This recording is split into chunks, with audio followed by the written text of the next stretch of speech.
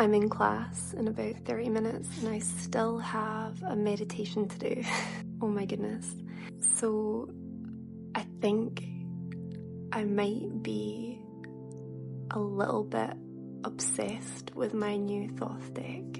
This is a renaissance in my love of tarot, and I love tarot so much, but the depth of Thoth is just, hello. I've been waiting on you. And this card I just found so inspirational tonight. So this is the Hermit. We're familiar with the Hermit from the Rider-Waite-Smith deck. And the Hermit's kind of a bit of an oddball, a philosopher, has views that they don't need anyone else to back up. This is someone who sets out to find internal fulfillment and then finds the light within, and they're so fulfilled by the wealth of their inner realm that the external world just doesn't even match up. This is what it feels like to be at home within yourself. To be at home within yourself is to be in contact with your own soul, right? That's why when we talk about things like soulmates, it's like returning home, because soulmates are individual parts of a whole, okay?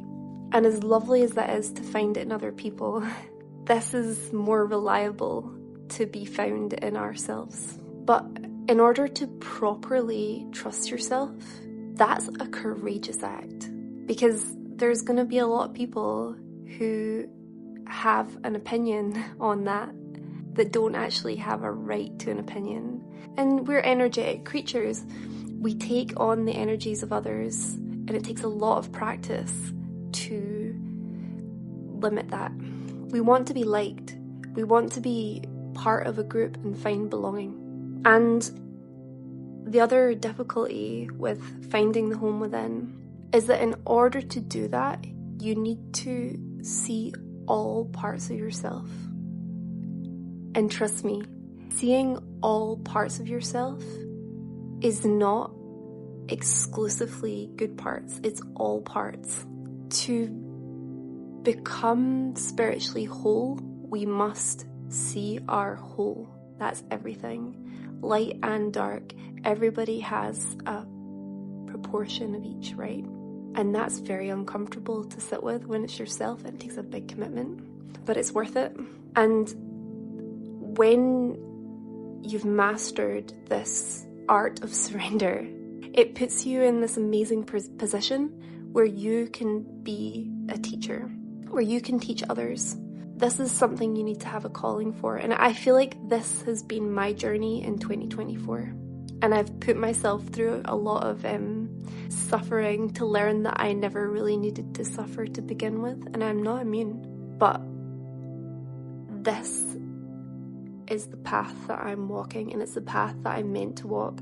And when I had my session with my channeling mentors on Monday, I asked the group of light beings that was being channeled, like, why am I having these experiences with rejection and abandonment over and over again?